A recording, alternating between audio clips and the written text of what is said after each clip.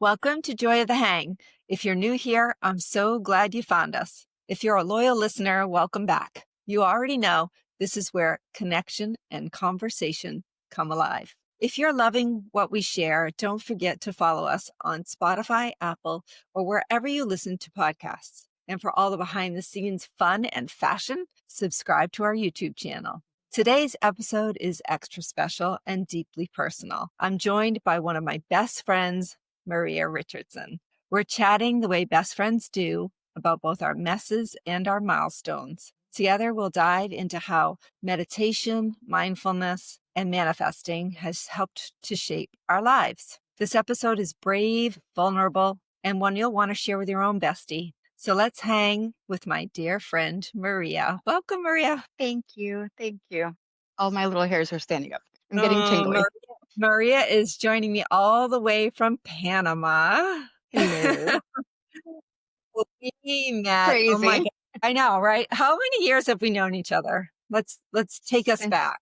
2003. You're the one with the Tw- better memory. 22 years. 22 years. Three. When I So moved to when Maine and yeah.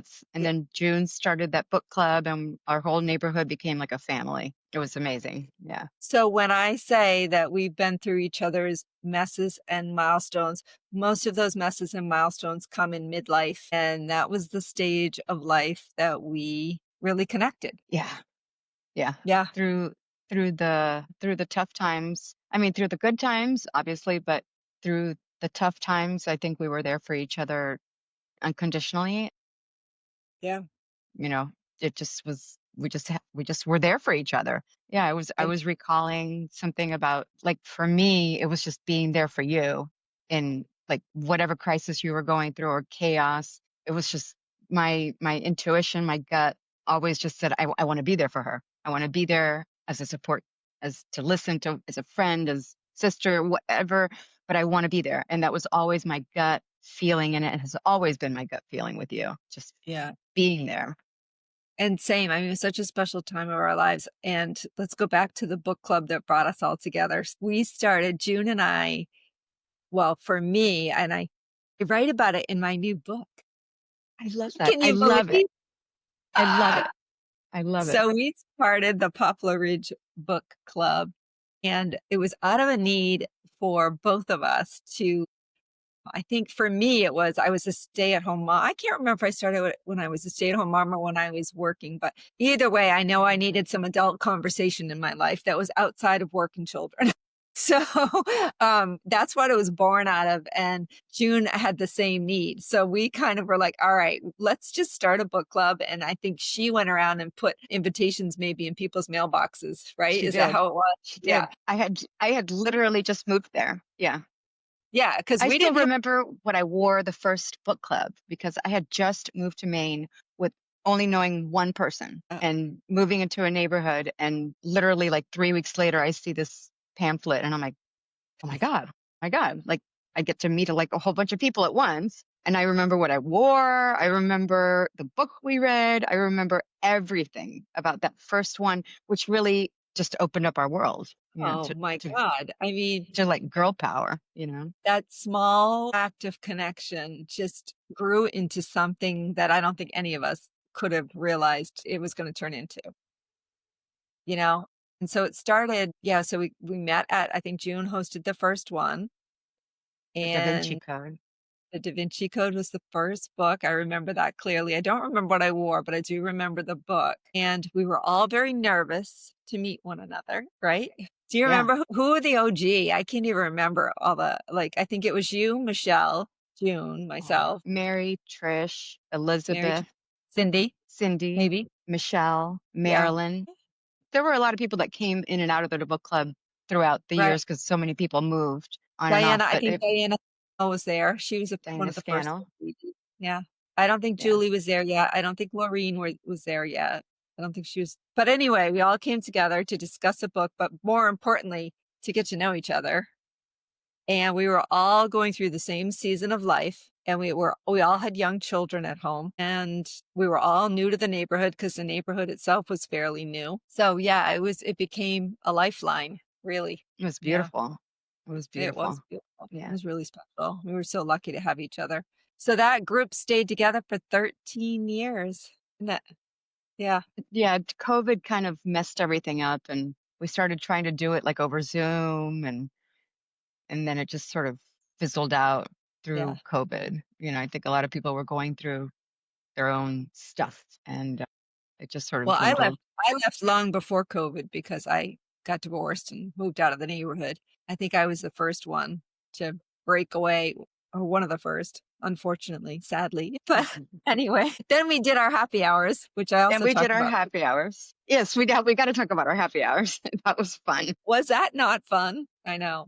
Yeah. Yeah. Tell our listeners about our happy hours. What did we do? How did we start it? So I think we just started meeting for happy hour just for the heck of it. There were like 4 or 5 of us. And then in like the first or second meeting, we're like, why don't we meet for happy hour every Wednesday and we'll go to a different place based on the alphabet. And so we literally did every Wednesday based on the alphabet. We would go to one place called whatever, A, whatever. Then we went Yeah. to, I can't even remember the B's. I had them all written down, but somehow they disappeared from my phone. But we finished. We did the whole alphabet in a couple of years, and that was really, really fun. It was really This episode fun. was our last one. I think the Armory was the first for the A. Yes, that sounds about right. I think Yeah. the Armory Yeah, was first. Yeah. But anyway, it was a lot of fun. it was. It was. And It yeah, was a we had a great group. blast. Always an But adventure. always an adventure. So we'll come back to our messes and our milestones because we had a lot of them. But let's talk about meditation and how that plays a role in your life. Meditation for me, it quiets the mind. It quiets the mind. So whatever kind of meditation I do, and sometimes I choose different ones, manifestation meditations or calming the mind meditations or empowerment meditations. Sometimes I just listen to frequency and just sleep with that all night. Sometimes I used to, I did affirmations. I listened to an affirmation, which, because whatever you're listening to while you're sleeping, it enters your subconscious without you even having to do any work. But the meditations for me just calmed my mind. It stopped me from overthinking, and it calmed my breath because you've got to be able to breathe during a meditation. And these are guided meditations. So you're told, it's like breathe deep, let it go. And for me, for meditation, which I actually started with you in the first meditation class after my big chaos that happened with my ex-husband with his illness, for me, it was learning that when we meditate, while we're breathing and we're concentrating so much on our breath going in and out, it's really, really hard to think about anything else. When you're concentrating on, okay, like concentrate, count 4 or count 6, Yeah. it's really, really hard to think about something else. And when you do think about something else, the way it was described in that first class that we went to about meditation, which was like 15 years ago, I think, it was like, think of your thoughts as like little clouds that are kind of coming through. And it's like, oh, here comes a thought. I got to go get apple juice at the store or whatever. Nope, nope, nope. That cloud's gone. Well, here comes another one. Oh, I got to go pick up Jack at 2 o'clock. Nope, nope. That's gone too. But it's like these little clouds that just kind of come by. You feel them coming. It's like, go back to the breath. Go back to the breath. So that little cloud's gone, go back to the breath. That little cloud's gone, go back to the breath. And you do it so often that it really becomes a habit. It becomes a Mm. ritual, it becomes something that becomes natural. And I remember starting that class with meditation where it was like, and we had like sirens. It was on a main road where we had sirens and traffic and all that kind of stuff. And so we did have a lot of stuff. It's like, oh, here comes the siren. No, don't concentrate on the car. Like, just let it go. And then I started maybe with 3 minutes, 5 minutes. That's how I share my meditation, where I encourage people to meditate. You don't have to learn how to meditate immediately. Like, start out just very, very, just a few minutes. And then you can do an hour meditation or an hour and a half meditation if you wanted to. But start out very, very 3 minutes, 4 minutes, 5 minutes, however long. And they can be really fun. They can be really fun and take us to, a different place in our minds where we start to think about other things that we want to create or positive things. But you get out of that constant loop of that overthinking. And that's what meditation for me does. It calms me down, it grounds me. And yeah, I meditate a lot. I meditate a lot. Every morning I meditate. I joined a meditation club. At night I meditate. Sometimes I do a meditation during the day if I feel like I just need a little bit of grounding. And it's literally like just freeing your mind of thought and kind of bringing you into the now. It's Right. about living in the now, in the present. So I highly recommend it. So, how would you suggest our listeners get started? Do you think doing a guided meditation class is a good way to get started? I know there's a lot of apps too available now on our phones that we can use, but Hmm. any any advice you would give to a listener who's just starting out? I've used YouTube. So Okay. you can type in YouTube and say 5 minute calming meditation or 5 minute manifestation meditation. Like just start out with what your kind of like what your gut or your intuition is telling you. Like, what do I need right now? What would I like right now? Something that calms my mind, something that calms my body, or do I want to have something fun? Do I want to visualize? Because the visualization meditations are really fun too. Illness, you can meditate. When I was really, really sick, after I got COVID, I did meditations all the time about healing my body, talking to my body, healing my body. So I would just type in healing meditation 5 minutes or 10 minutes or 15 minutes or 20 minutes. As I did them more often, you know, I could lengthen the time of the meditations. And sometimes I fall asleep, but even if you're receiving information during those meditations, it's still entering your subconscious. So they're super, super helpful. It just calms you Yeah, down. I think I know a lot of people are so challenged with meditation because there's so many voices going on in our heads constantly, right? I could forget forget the statistic, but there's like thousands, right, of Thousands.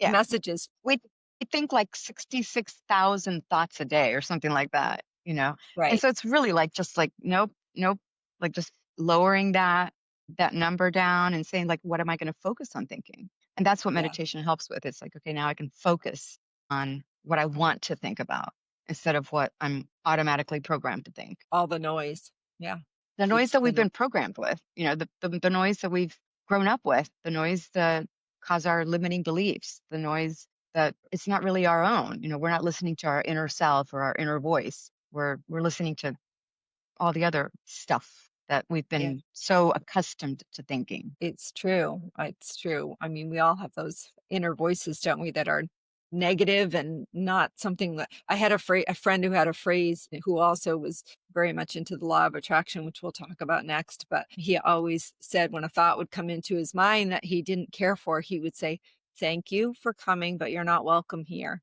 I love And it. so yeah, he would just he'd be like, "Thank you for coming." So it was still positive because he always wanted to stay in that positive, but you're not welcome here. And the thought would go away so that he could make room for something that was, more in line with what he wanted to be and get rid of those old, like you said, limiting beliefs that stop us from moving. And it's just fear, right? Yeah, A it lot of becomes a that's pattern. It becomes a yeah, pattern. We just live in patterns all of our lives until you right, break that pattern. right. That becomes when you're aware. That happens when you're aware of your thoughts. If you're not aware of your thoughts, there's nothing you can do. Like, really, I ask yourself, what am I thinking about right now? Do I want to Yeah. think this? And why am I Right. thinking it? And the breaking of patterns takes practice, right? It doesn't just happen overnight. Absolutely. That's why No. meditation is called a daily practice because you have to keep practicing it over and over again. Yes. Yes. And then Yeah, it becomes a friend. It just becomes like part of you. Instead of a helpful tool, it just kind of becomes like just part of your routine, which yeah. is it is super calming. I love meditating. So you said a couple of other things. You talked about manifesting and visualization. So I want to go back to those subjects. So tell me about how you would manifest something. How do you go about manifesting? Say you have a dream. So I know. Here's a perfect example. Tell the story of how you got your apartment because I think that's a great example of manifesting. I had just moved to Panama. I moved into my parents' apartment. I was learning to know myself, reconnect with myself, my higher self, myself. This And is I just was so the living listeners know, just not to interrupt, but so our listeners know this is after your divorce and you're having what I like to call a midlife pivot. So a now you Yeah, I call it a rock bottom. I hit rock bottom. I And you really, hit really rock hit rock bottom. bottom. I have a Yeah. positive spin, midlife pivot. Okay. But that rock bottom is where I am, like, that helped me to where I am now, right? So we Yeah. need that chaos. We all have chaos. Everyone has had chaos in their lives, and our lives literally go up and down, up and down, up and down. Chaos and then good times and then and it's how do we get out of that chaos? But for me, this chaos during COVID was like I need to change my entire life. And I found myself moving back to Panama where I was born, and moving into my parents' apartment. They were older, and so I came down with like, okay, this is where I'm going to just kind of regrow and reroot myself and get to know myself again because I had just sort of lost. I was like the perfect victim of my life, and I didn't want to be the victim anymore. And I wanted to just have more control of my thoughts and myself and get to know me again. And I had moved into my parents' apartment, but my mom and I really, really clashed. So while I was kind of growing, she was like, oh, like that. So I said, I think I want to, and I had heard about this course. I started doing all the self-help books. I mean, everything. I submerged myself in anything and everything. And then there was this manifestation course that I was listening to this woman's podcast. She's a Spanish woman called Maite Isa, and she lives in Spain, and she has developed this huge business of doing manifestation courses. And I'm like, I want to manifest something. So I was like, okay, I'm going to try this manifesting because I had manifested my divorce and not having money and all of that. So I knew manifestation worked, right? It's what we concentrate our thoughts on. So I did this course, and it was really about what do we want? What do I want to work on? So we could work on like a whole bunch of things, but choose like one or two things that you really want to work on. So I'm like, I think I'm going to manifest moving into a different apartment. And with the money that I had from the divorce, I was like, okay, I might as well just say I want to go move into an apartment with an ocean view. And so I'm like, okay, I'm going to start doing this. So the exercises in this, which now are just natural, but it was like, what do you want? Why do you think you can't have it? So those are the limiting beliefs. So you got to start working on all of that. I'm not worthy. I'm not good enough. I don't have money. I'm too depressed, like whatever, like all those limiting beliefs. And so you start working on all of those and say, well, why can't I have an apartment that has an ocean view? Like, who told me that I couldn't have that? And then really, really, and a lot of writing, because you're putting thought to paper, right? And then just kind of releasing it. And then I started writing about well, if I could have any kind of apartment, what would I want? What kind of apartment? Anything. Like, really, if you can have anything you want, I'm going to manifest an apartment that has an ocean view. It's something was telling me that I needed and I wanted to have an ocean view. And so at first I started seeing apartments like in my parents' building thinking, okay, I came down thinking that I had to take care of them. And so I started looking at apartments there and they were a disaster. But from there I got a realtor. So I said, this is what I'm looking for. I'm looking for a 2-bedroom apartment with an ocean view. And so he's showing me around. And the more we saw apartments, I was like, okay, well, these are not working out. And then my dad fell.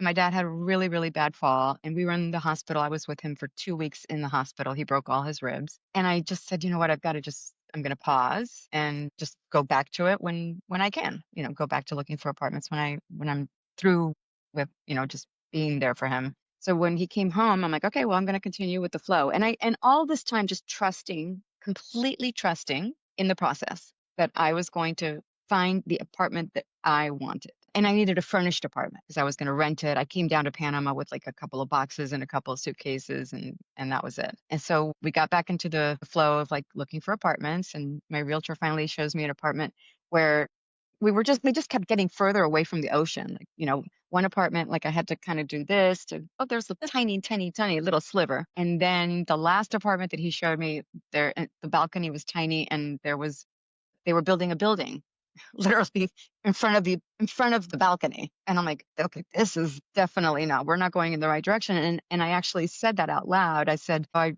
really want an apartment with an ocean view. And the realtor that was showing us that apartment with the building under construction, it's like, I just heard of one in another area called Coco del Mar in Panama. And I hadn't even thought about moving out here because it was a little bit further from my parents, but it's actually like a 5-minute Uber drive. And I and when she said I think I heard about an apartment with an ocean view, and that was where like this voice of my intuition just said, I turned to Joe and I said, I want to go look at that apartment tomorrow morning at 10 o'clock. And he was sort of flabbergasted, like, because he's the one that was scheduling all the things. I'm like, I want to go look at that apartment at 10 o'clock tomorrow morning. I didn't ask how much it was. I didn't ask if it was furnished. The woman didn't really know very much about the apartment, but just something.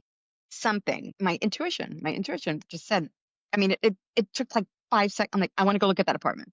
And then I show up in this building and I knew the realtor that was showing this apartment. We found out that we were in Washington, D.C. together at the same time, like in the 80s and 90s. And so instead of talking about the apartment, we were talking about like, oh, you knew my uncle. And yes, and we must have been at functions together, but we just had never met, we had never met. So the whole time, we're coming up the elevator, we're literally talking about that. And then I walk into the apartment and I turn to the right and I see that like just full on ocean view. And then I turned to her and I said, how many bedrooms? She says two. And she's like, and it's furnished. And how much is it? It's like, okay, well, I'm going to figure out, I'll dwindle it down. Like, I'm going to bargain.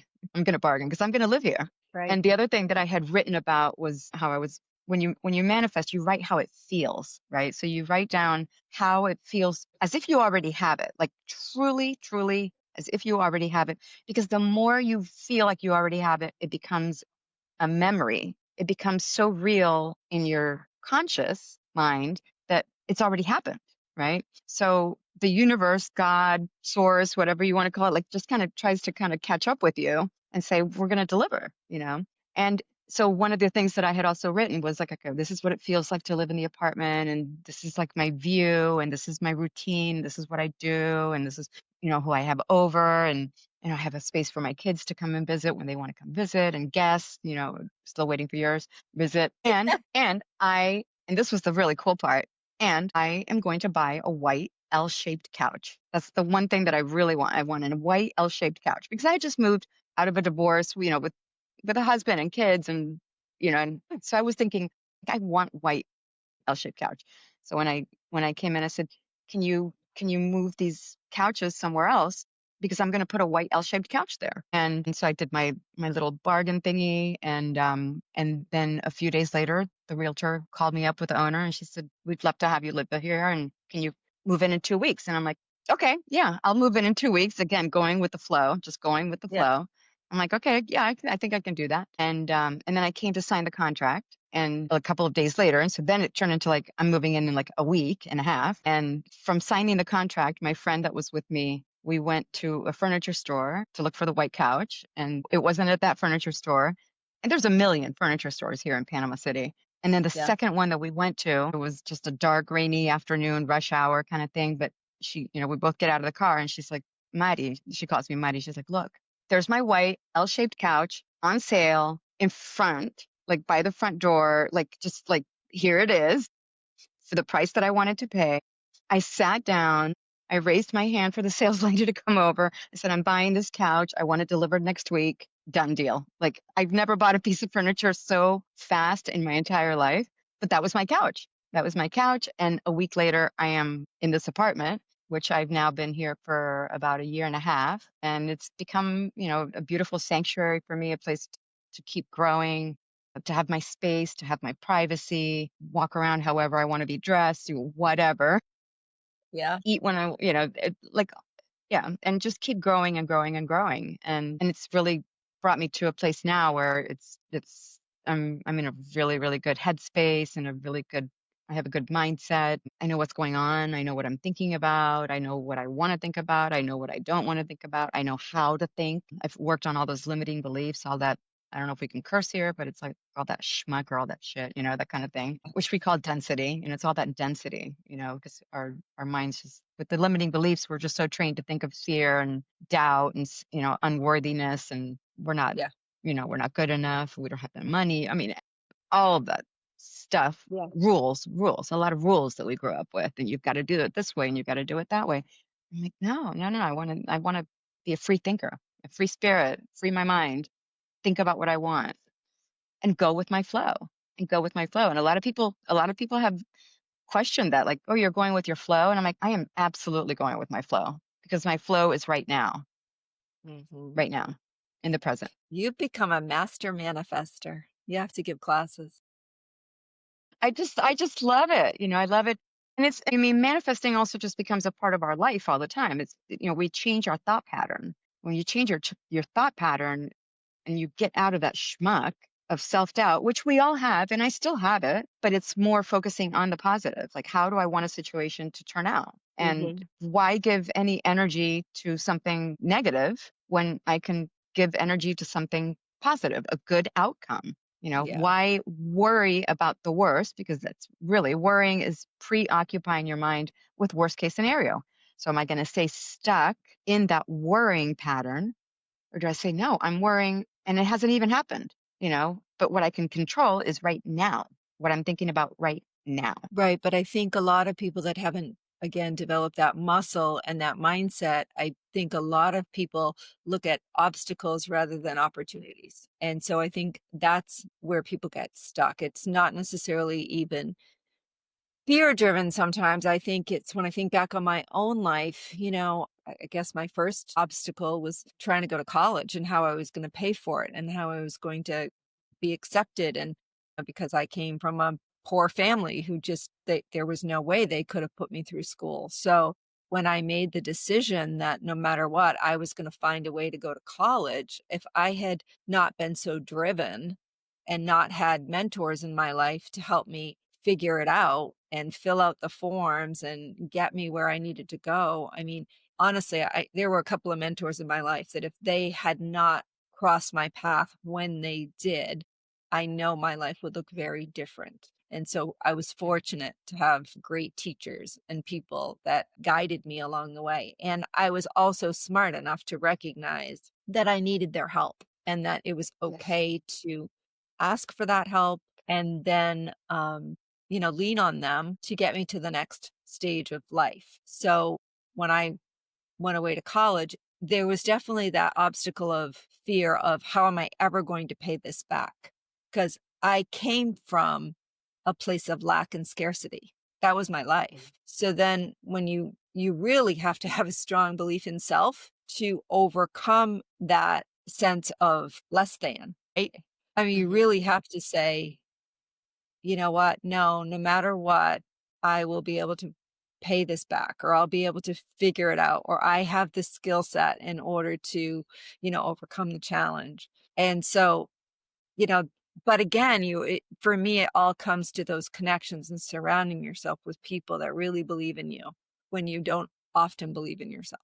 So, Just going back to it, you did manifest that because you said what you wanted, right. right? So you said, Yeah. I want to go to college. I Yeah. And want I mean, to go to this school. So that's right. where it starts. If you know what you want, then all of a sudden it's like the paths just kind of start opening up and the right people align, the timing aligns and you start kind of building up on that energy. It's like, oh wait, this is starting to happen, this is starting to happen, this is starting to happen. And then the fear becomes a tiny little bit less and less and less. We all live with some kind of fear, but again, we've been programmed to fear everything, to fear illness, fear lack of money, fear what we Yeah. can't control, but it does start with asking, what do I want? What do you want? And so Right. you did it.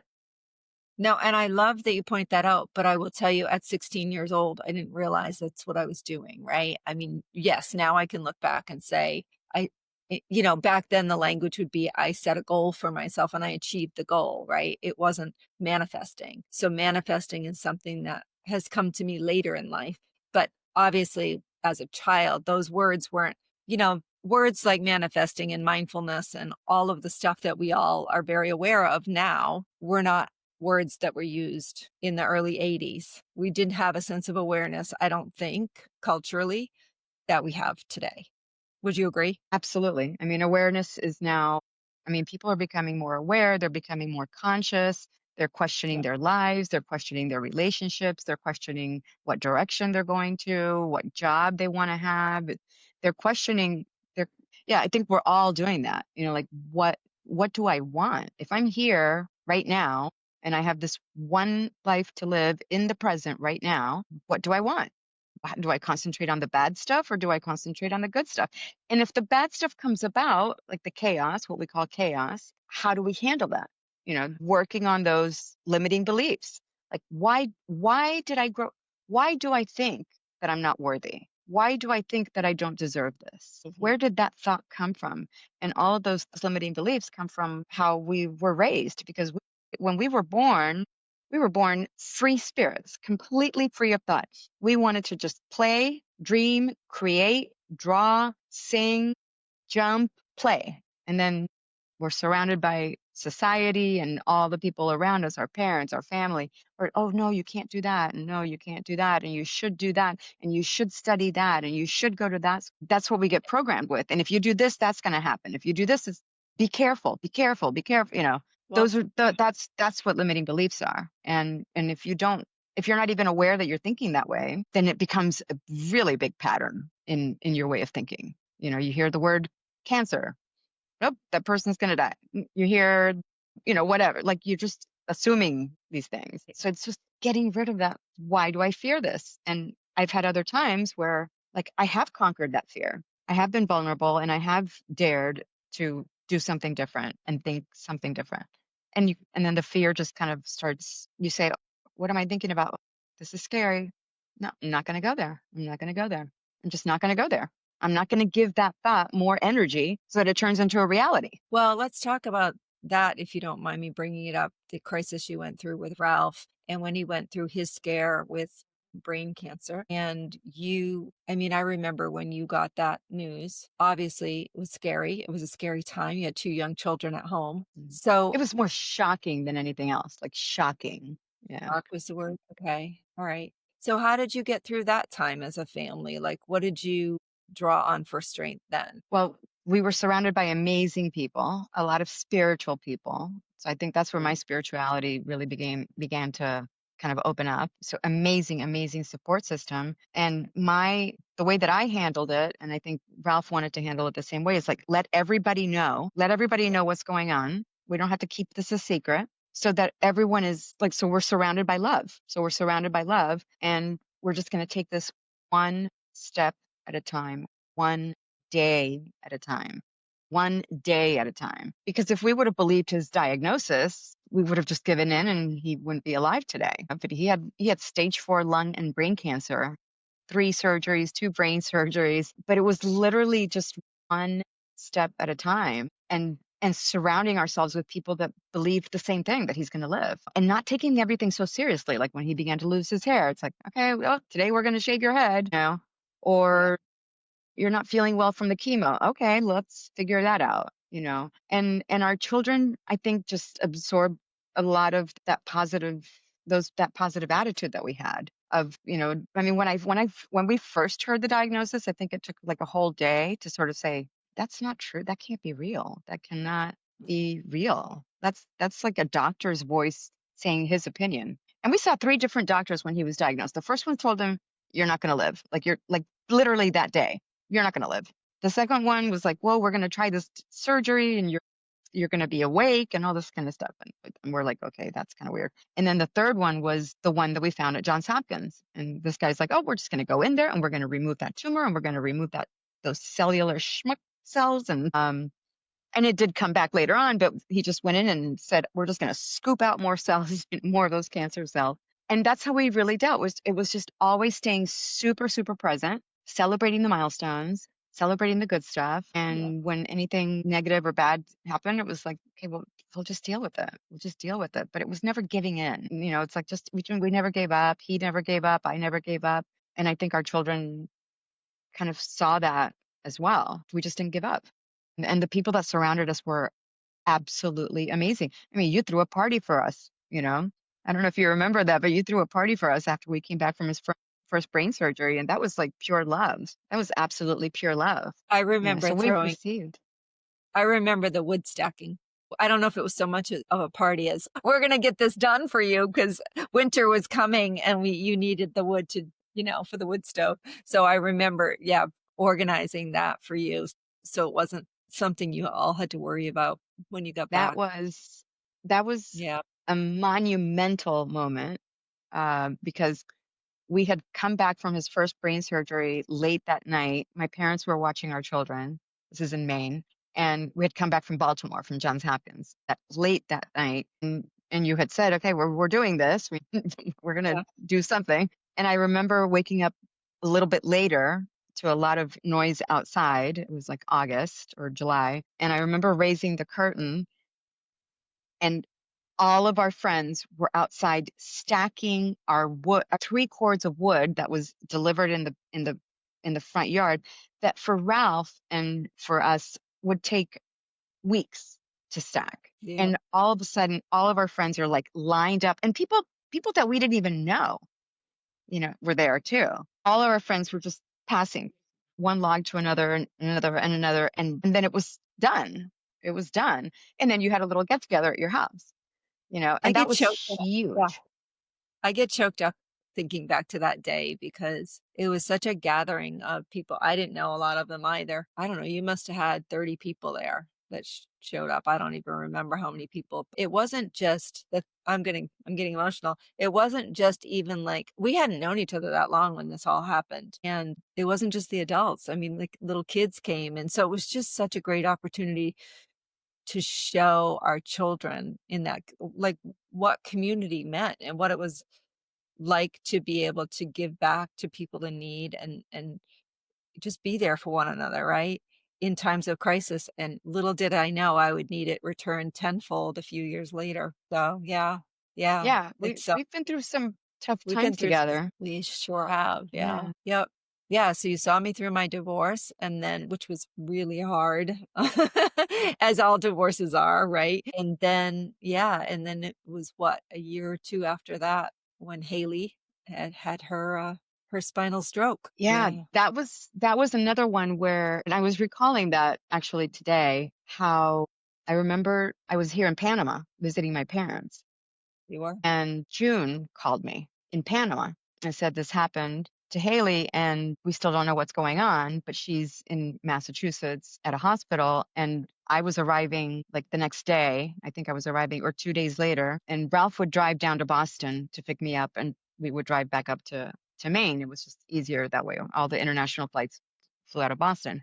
And I said, we're going straight from the airport to the hospital. Like we're going straight to the hospital from the airport. And you And did. that's where we showed up, because there was no doubt that I wasn't going to be there. Like there was I like know. zero doubt. Like I didn't know if you were going to be there, but I just knew that I had to be there for you, that I wanted to be there for you, and for everything that you were going through, and for your uncertainty and everything. And again, that's my intuition. My gut was just like, I want to be there right now, like right now. And But the yeah. way that you handled the situation was, Ralph, you were such a role model for me when this happened with Haley because you shared it so openly. And I was reticent to do the same because for the listeners that may not know, Haley is my daughter, and at age 12, she had a truly life altering and should have been fatal spinal stroke that left her unable to breathe. And it was a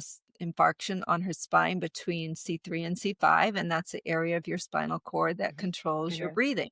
And so she was unable to breathe, controls your diaphragm rather. So she was unable to breathe, and we were being told that she had to be put on life support. Now, you have to understand that my only experience with anybody being put on life support was that both of my grandparents were put on life support. And once they were put on life support, they never came off. They died on life support. And they died in that hospital, Maine Medical. And so when they told me at 3 o'clock in the morning that, and here I am exhausted like you said, in shock and disbelief. And when they said, your daughter needs to be intubated, she's not going to make it through the night. I looked her in the eye and I said, you must be talking about somebody else because my daughter was just running track a few hours ago. Like my daughter is the, fastest girl on the team.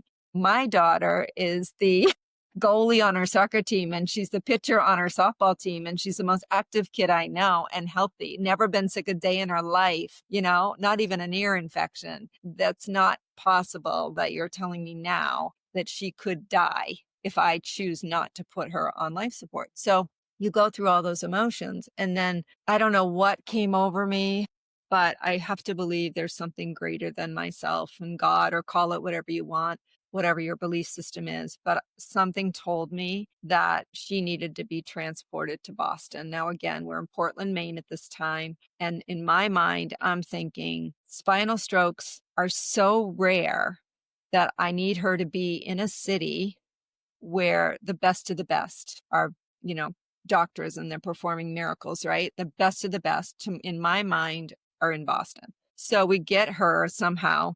They had originally tried to get her a bed at Children's Hospital. There were no beds available. Again, by the grace of God, she ends up at Tufts Medical Center. And it turns out that the head surgeon at Tufts was related to one of Haley's best friends in Falmouth. I mean, you can't make this stuff up. So she ended up getting personal attention and care, additional personal attention and care, because we had this family connection locally. It was bizarre. But anyway, she did get stabilized enough to be transported. And again, they pretty much said she can't breathe. She's got to be intubated. We cannot transport. It's not safe for her. And I was insistent. We get her in the ambulance. We get her down to Boston with a couple of doctors and myself in the back. As soon as we get to Tufts, we get the news that she has to be put, on life support. There's no other choice because she had just gone from bad to worse. And yeah, by at that point, her dad and I were both there and we ended up signing away. You have to sign a form when somebody's being intubated. So we both signed and then we went to the waiting room and somehow Michelle and Laureen were already there. And I don't know how they found out or got there so quickly, but we walked down the hall into the waiting room and both of us collapsed in their arms. And it was just a devastating moment as a parent to realize that you have to trust your child in someone else's hands now, and that there's nothing, it's the most helpless feeling in the world. There is nothing else you can do. It is up to God. It is up to these professionals that you hope have them, and then you showed up as soon as you could. And, that's what that Poplar Ridge Book Club was. I mean, everybody, June came down. I mean, people were just surrounding us just the same way they did with you a few years before, right? With so much love and so much care. And, I just, as any parent would want to be the one in the bed and not see your child go through that kind of pain. So, I mean, she was paralyzed from the neck down. And then I don't know if you remember, but I think by the time you got there, we had the diagnosis that she also had contracted sepsis and Yes. pneumonia. And June was there. June Yes. was there when she got sepsis. And the nurse says to me, if you don't know what it is, don't look it up. And I didn't know what it was. You looked it up?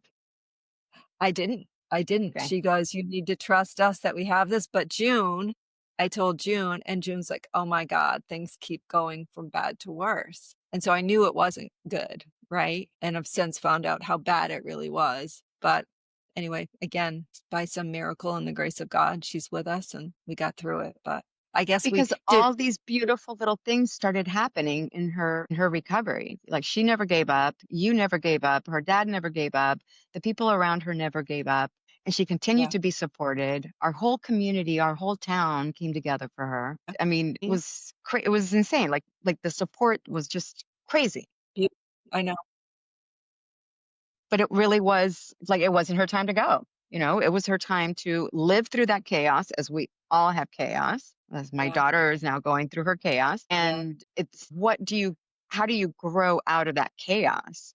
Like Right. you come out like on the other side of that chaos, whether it's a divorce or an illness or a death, or, those are all moments where the hardest part of our lives is where we grow the most. Yeah. If we don't give in to that, my life is over because this happened, then you say, okay, well, it takes some time. Obviously, it takes some time to recover, recollect yourself again. But it just teaches us. Every single person on this planet has had chaos. Right. We were, right? Right. But All to of it. your Yeah, we all do it. But to your point, I look back and I think Haley had every right in the world to feel sorry for herself, and she never once did. Never one day did I ever hear her say, I'm ready to give up. I can't do this. And I know she felt it on some days when it was hard, because I'm telling you what, the rehabilitation for these people, if you've ever known anybody that's had any kind of spinal cord injury or any disability, let me tell you what, these people fight harder than anybody I've ever seen. And living in that hospital at Spalding and watching these people try to reclaim movement, the things that we take for granted every single day, watching how hard it is. Like some of these people can't get out of bed, but they're fighting every single day to regain movement and regain their muscles.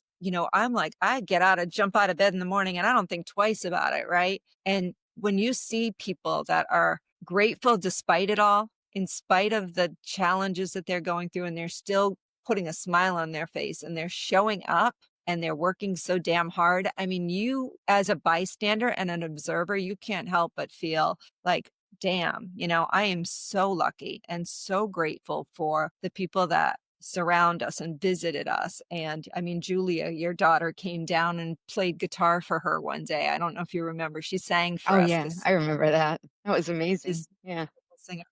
Just day after day, there would be this blessing and that just gave us hope, right? And when the town did what they did, it just made you realize that you are making an impact on people's lives that you're not even aware of. Like it blew my mind. It was so life changing in so many ways. And I'm so grateful that, I think of the people that didn't have the outcome that we were blessed with, because a lot of people don't get a second chance, right? And they lose their child young. And I think, I'm glad I don't spend a lot of time on this, but I think if that had happened, I don't know that I could have survived that at that time of my life. Because I was in such a rough spot, having just gone through the divorce and opening the restaurant and being broke, you know, Yeah. Yeah, beyond let's give broke. you let's give you more. Let's just give you more chaos. Yeah. Let's throw this on top, because I was already like, yeah, it was a really, really rough year for sure. But to your point, you have to take away from that, I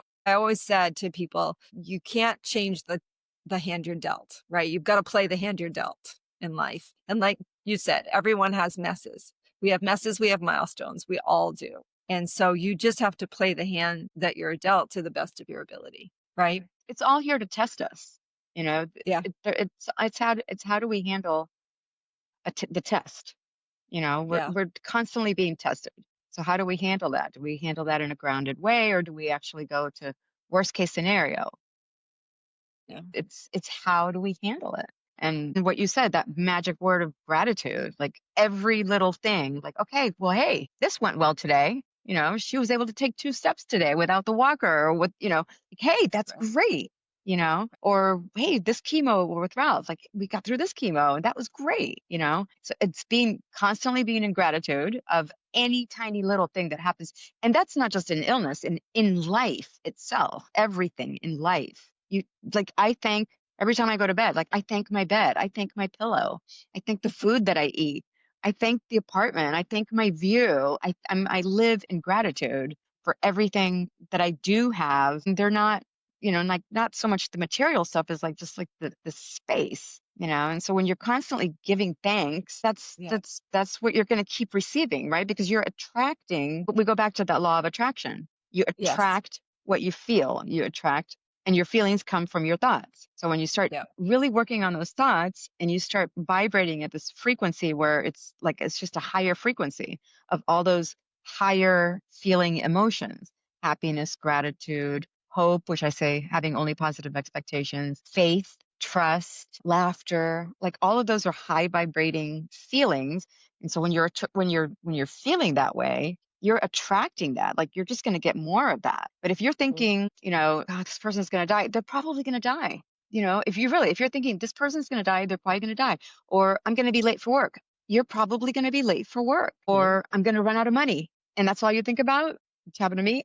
I ran out of money. I manifested looking at my bank account and saying it's going to be less and less and less every time I open it. And that's exactly what happened. Yeah. As opposed to manifesting an apartment where I felt like I already had it and I deserved it, me, and that's what I attracted. The law of attraction literally is you are attracting what you are thinking and feeling. Yeah, you So receive what you believe. That's what I you say. You receive receive, yeah, absolutely, what you absolutely believe. trusting that even if it doesn't happen at the exact time that you think it's going to happen, because we can't control everything. We can plan for things, but we can't control every single outcome. We can't control every single outcome. And so that teaches us to go with the flow, stay in the moment, stay in the present, and just trust that it's going to be okay. Well, Trust that something else that's is going to come out. That's an important point that you're making because we all want to control it. And you're right, trusting in the process and letting go and surrendering. I mean, it's really hard for us to do, right? So I think I love that you just said that because that's an important piece of the whole thing. You can want something so badly. And a lot of times, I'll give a perfect example. All my life, I've wanted to write a book, all my life. And I can't tell you how many books I have started and stopped and then I start something else. And a lot of the reasons that they're not finished is because I have so much self doubt. The messages in my head are, what do I have new to say that's important? Why would anybody want to hear anything I have to say? What value am I going to bring? What's different than anything else that anybody else has ever said, right? Who is Sharon Stevenson and why does it matter? So there's been all these, and I'm always like, well, somebody else can say it better, right? So there's always been this roadblock for me about writing a book. And then I finally, it is coming out on September And 9th, it's and huge. it's You had a bigger lot to than I say. expected, but this is a life's work, though. It ended up being a compilation of just not only the podcast, which, by the way, this is our 50th episode, and I'm so excited that I'm sharing it with you, and we're Thank sharing you. all the vulnerable moments. But, I think when I think about this book, I was surprised when I printed about how thick it is, actually. But it goes over the arc of connection throughout our lives. And it's really, I say it's from the womb to tomb because it talks about how connection really starts in the womb. The sperm and the egg have to meet. And it's a miracle that that even happens, right? The likelihood of it happening is so small that the fact that it happens at all is a miracle. So anyway, that happens. And then, then you're all of a sudden you're tethered to the umbilical cord and there's always this theme of connection throughout our lives. And what happens when we don't. And I referred to a story. I don't know if you're familiar with it, but I refer to the story. I think it's Louis Zamperini, who was a prisoner of war Unbroken. veteran and yeah, and unbroken. And I talk about how some prisoners of war, really struggle because the very worst thing that you can do to anybody is put them in isolation. And when they're in a camp and they're put in those prison or camp or whatever, when you're put in isolation, it's hard for you people start to hallucinate. It's hard for you to survive in that environment mentally, physically. So that's why I wrote the book, because the connection that we're having on the podcast and the connections that we need throughout life, it's biological. It's so ingrained in who we are, and it's not something that we talk enough about. And again, in the book, I refer to the fact that we are more connected than ever with all this technology. And yet, right now, isolation is an epidemic in this country. We are more disconnected than we've ever been. And to me, that's scary. So I'm hoping that I can make some meaningful impact, and I'd like to speak. So here I am, I'm manifesting. This is what I want to do. I'm Hmm. putting it out there to the universe. Hmm. I want to speak at middle schools and high schools because I believe in early intervention. And I want those kids that feel like they're not seen to be seen and to be heard and to I love realize it. that their life value. I I love think it. it's so important that it starts at an early age because I want people to realize what's happening in that school environment. It is a small piece of the rest of their lives. And those people that are at that school may or may not be in their lives after high school ends, and that their uniqueness is their gift, not their punishment. So I love it. that's what I'm hoping to bring to the world with this book. Yep. I really Yep. want this. Well, Yeah. keep saying what you want, and for manifesting. So so we eliminate the word need because need implies lack of. So like I need more money. I need a car. I need this. Like that just implies, as far as like vocabulary, like Yeah. that implies that you don't have it, and so that's what you're going to keep getting more of, right? You're going to get more of lack of. But when you say I want this to I want, and then you start, and when you use the word want, you actually start visualizing yourself. Like you just said it like right now, and you changed like right in front of me. Like you pictured yourself there. It Yeah. starts becoming a memory, right? Like so, I want to be on podcasts, and I've been saying this for a while, and I'm like, and then you call and you're like, you want to be on my podcast on Thursday? I'm like, yeah, I do. Oh, yeah. but it's wanting. Wanting versus needing, right? Like it's a big difference in the two words. And so really working on that vocabulary and that self-talk and what we say out loud. What we say Mm. out loud is super, super, super important. Like say it with like compassion and truth and like you want something, like I want that. Like I really want that, you know? And all of Yeah. a sudden you start fixing yourself in that space or in that opportunity and then you let go. You let go of the how Right. and you just trust that you're going to gain clarity at the right time and everything happens with divine timing. Everything happens with Well, divine timing. and I love the defined timing piece too, because I think the things that stopped me before in writing the books, the fear, all the doubt that I had, this one has felt from the very beginning as so important. Like it's weird. It's like all of a sudden everything is coming to me that I need. That's why I think it's so big. There's been so much information that's So just much coming download. to me. Yeah. So There's much so much download. that the universe is just sending me these messages and signals Yeah. over and over again. Yep. And so when the concept came, I'm like, it's too important not to share. Like I feel like it's a message that needs to be heard. And so because of that, it's not about, I've taken myself and my ego out of it. This isn't about me. It's about sharing a message that people really need to hear. So that's the difference. Before it was about me. Before it was about, am I going to be judged? Before it was, what are people going to think? What are people going to say? Now it's not. It has nothing to do with me. Read it or don't read it, but I promise you, it's going to make a difference. And you're So a great writer. You're a great thank, writer. And you thank you have. It's amazing how you've been working on it for so long. so long. Remember you sent me like the first few chapters or like the first chapter and I'm like, go Yeah. for it, go for it, go for it. But it until you found your worth, your own self-worth and your own self-love. Without self-worth or self-love, you can't give love. Like if I don't have love for myself, I can't give proper love. If I'm not worthy and I don't feel worthy, then I'm just going to keep receiving more situations where I don't feel worthy. So it's really working on that self-love first and foremost and then start saying, I am worthy. I do Yeah. deserve this. I can do this. I Right. am. I am intelligent. I am strong. I am awesome. It is critical. I think, it's challenging. And I'm sure a lot of people feel this way. So I'm going to bring it up. It's challenging so a couple of years ago, I did real estate, right? I still have my license here. And then I was like, oh, now I'm going to be a travel agent. Okay. Well, now I'm going to be a wellness coach. Okay. Now I'm going to start a podcast. Now I'm going to write a book. So I think that, you start to hear people like, oh, what's Sharon up to now?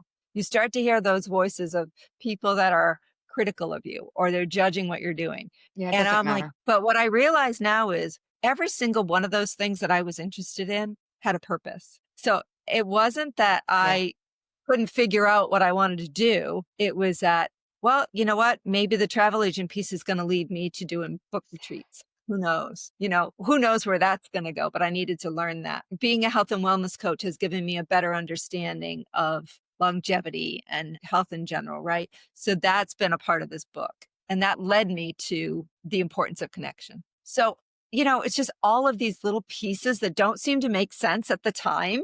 Like, why are you going in all these different directions? What does that have to do with anything? Have all led me here. And that's what is like, I get chills thinking about it because I didn't know where it was going. I still don't know where it's going, but I'm still doing the work. Hmm.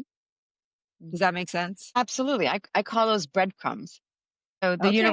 the universe, God, whatever you call the more the higher self, because we're all just a soul living here in this body and we're all part of something, right? And so I call those breadcrumbs. And so throughout our lives, so now we're in our 50s, right? But our children haven't had as many of that schmuck stuff that we have. So they have less to process. So that's why my daughter's going to get through her cancer diagnosis. That's why Haley got through her, you know, Stroke. Yeah. Stroke. all that stuff that I mean, so much more than just the stroke. It was so much more. Yeah. But look where she is now. She's shining. My daughter is handling her cancer diagnosis like super, super well. And she's impacting a million people around her, and everyone's handling it with like such beauty and love. And that's what she's receiving. And that's what keeps her vibrating at a higher frequency. But all of these things that show up in our lives, when you start adding up your life, and you're like, you know what? I do remember that.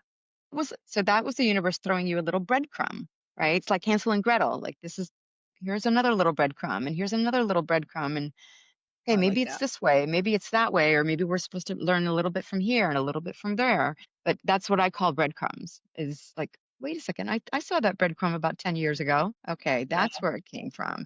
I bought us. I think I don't know if I was telling you. I can't remember. I was talking about this yesterday that I had that sweatshirt. I've had a sweatshirt for a couple of years that says "Free your mind, free your soul," and I just bought it because it just resonated with me at the time, and I liked the sweatshirt.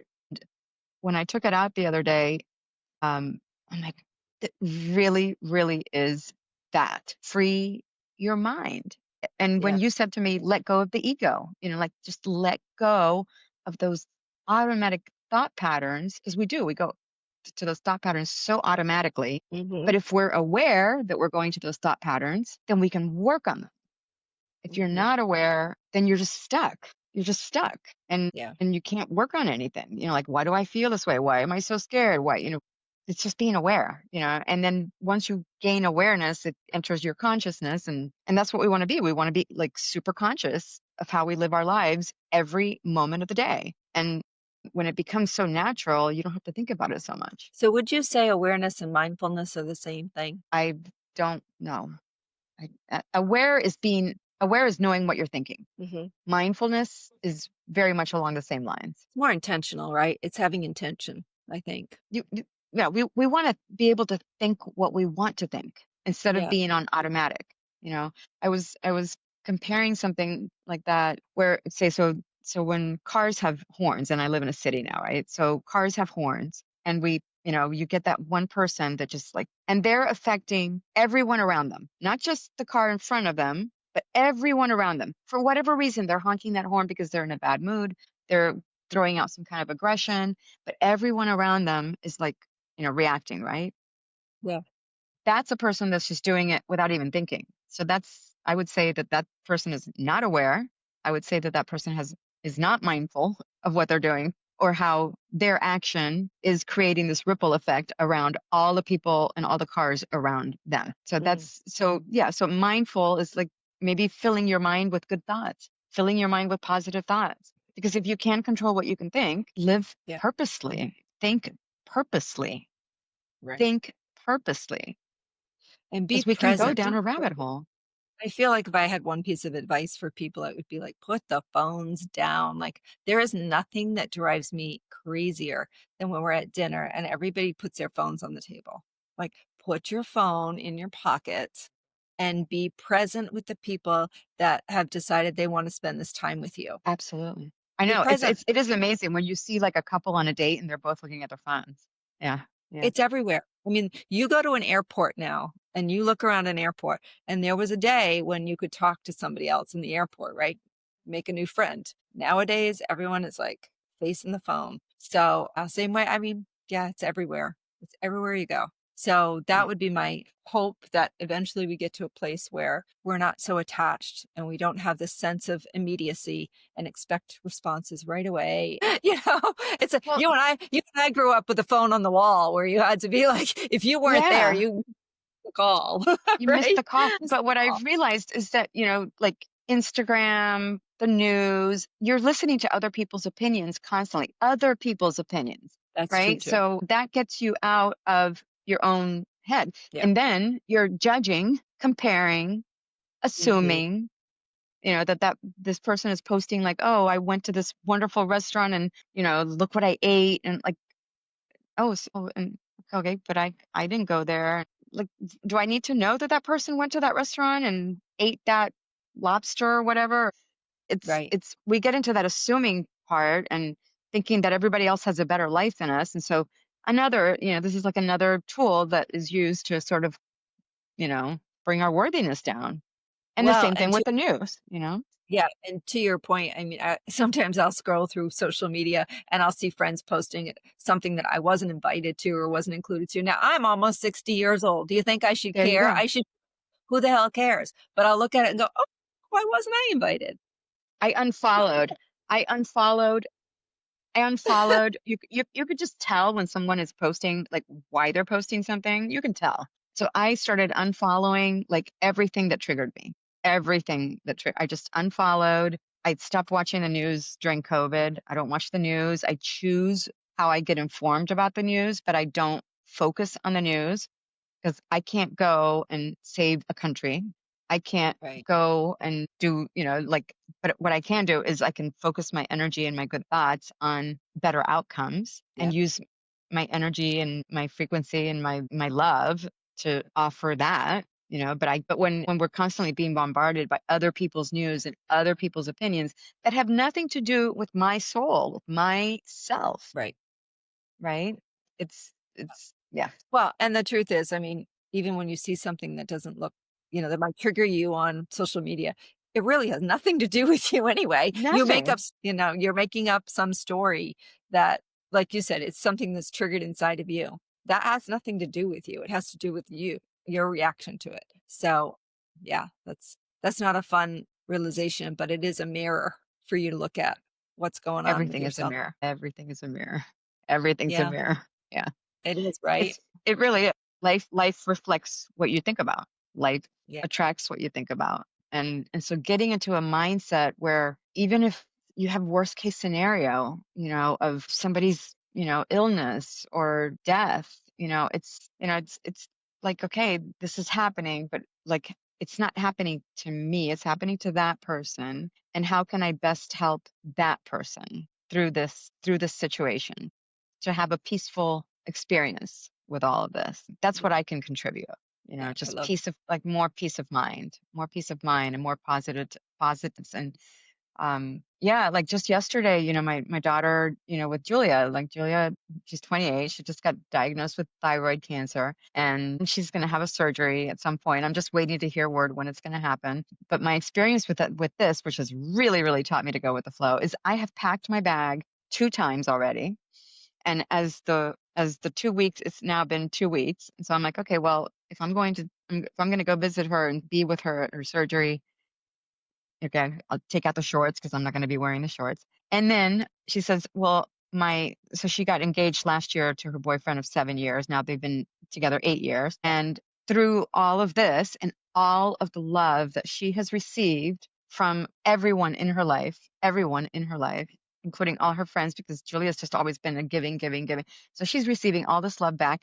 And they decided to get married. And they went to the courthouse yesterday and got married yesterday morning. Oh, and I have to tell you, this is what makes you so special to me, that even though we are no longer geographically in each other's lives, we make a point to still celebrate each other's milestones. We know that in a minute, if you needed me to meet you in DC and help with Julia, that without even a question that I would meet you there and be there and put you first. And I know the same for me. I know if I ever said to you, hey, I'm going through a really tough time and I really need you to be here, I know you would be on the next plane. So that is something so special and so rare that you could probably say that maybe about a handful of people in your life. And I love that you and I have that bond even now after all this time, I mean, I right? think I've always been drawn to you. I've always been drawn to your strength. I've always been drawn to your courage. Been drawn to you jumping out of an airplane and buying a restaurant like that, and all these amazing steps that you've taken in your life, and I admire that. I admire strong women that have gone through their stuff and still kept going and going and going. Those are breadcrumbs, right? Those are the friendships that I've always been attracted to, and I've always told you this. Like I've admired the heck out of you, even through your darkest moments, where I've seen you, At you the know, darkest in, moment. seen you in your darkest moments, and I was there because I wanted to be there. I wanted to be I there. tell people curled up in a ball on a kitchen floor, I think That was one of my that darkest was a moments. movie. Yeah, that was a Yeah, movie. that was Yeah, a rough one. yeah. Literally in the corner, and yeah, you just fell Yeah, into the floor. Yeah. I know. I Yeah, know but there's that was been like a breaking point, that was like you needed to have that breaking point to say, "Okay, what's the next step?" Because you've got to emotions, you do need to experience and feel the emotion. You can't just like say, "I'm not sad," or "I'm not," or "This is scary." Like, just acknowledge it, and say, "What am I going to do with this? Am I going to stay with this emotion that's causing me lower energy, lower frequency, lower thoughts? Do I want to stay there in that stuff, or do I want to, no, like." no. If I can control what I'm gonna think, no. You gotta walk through it. You Some of gotta that walk stuff through it, yeah, you just have to walk through it and get to the other side. and it's So, awesome when you get to the other side. Yeah. yeah. Well, I felt the same about you. You have the biggest heart of anybody I know. You're just a shining light in my life, and I love you Oh, dearly. I So let love you me ask dearly. you one final question because we have to wrap it up. What advice would you give your younger self? Yeah, so I've done a lot of work on my inner child. I've done a lot of meditations on my inner child because that's where the schmuck comes out, at the beginning, and just letting her know it's gonna be okay. You're gonna be okay. I'm with you. My your future self is with you. I'm with you. I talk to her, in these wonderful exercises that I've done, um, a few times through the manifestation course, through a couple of other places, and it's just saying, "You're gonna be okay, you're worthy, you're worthy, Yeah, you're worthy," was the that's biggest beautiful. one. Yeah. And you are better than okay, right? Thank you. And you're Yeah, doing I great. mean, I'm going through my chaos, but I'm handling it in such a different way. I've really let go of needing to know, like, exactly when things were gonna happen and just say, "I'm going with my flow."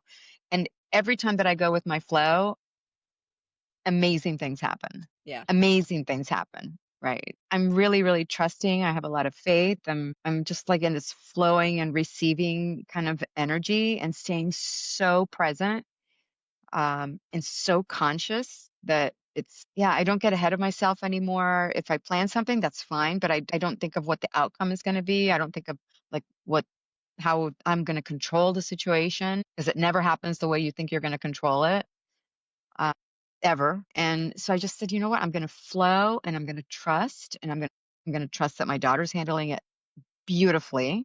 I'm Love trusting that. that she's surrounded by love and that I'm going to be there at the right moment when she needs me the most. And when I'm there, supposed to walk, whatever little path I may have to walk with her whenever she might have. But I know now that she's married to like the love of her life, and that gives me such comfort. But I know that out of this crazy situation, this shocking situation that we've been going through for the last week and a half or 2 weeks, I think it was like, okay, this is what I'm seeing, is that this is bringing out love in Yeah. everyone involved. And Julia being the first example, me being an example, her fiance, now Ben's mom is now we're now related, I guess. In Spanish, it's consuegra, consuegra. So now we're psyched that we're like, because she's one of my best friends. My now Oh, son-in-law as of yesterday, when I go to Washington, I stay with his parents, and his mother, Nancy, and I are super, super close. We're like sisters, just really good friends. So it's just this beautiful union of like all these beautiful moments of love, and yeah, just love and yeah. light, like love and light. And then in the middle of all that, there was also, I was going to go to DC for an engagement party, which now turns into like a small wedding party. And they're still planning a wedding for next year, like a real wedding with the dress and the Yeah. whole party and all that. But Yeah. it's, yeah, just trusting, having faith, and using the word hope as having only positive expectations and not, Yeah. throwing it to the wind. Well, you've raised 2 very strong children in Julia and Jack, Well, and you I have would to. say that I'm praying for Julia, but I know she's going to be okay because I am going to send her all my positive energy and my love as well, and huge congratulations that you now have a bonus son in your son-in-law. I do. Like, I have a son, and like, what the heck? Oh, your family's gotten bigger, and I love how it all happened.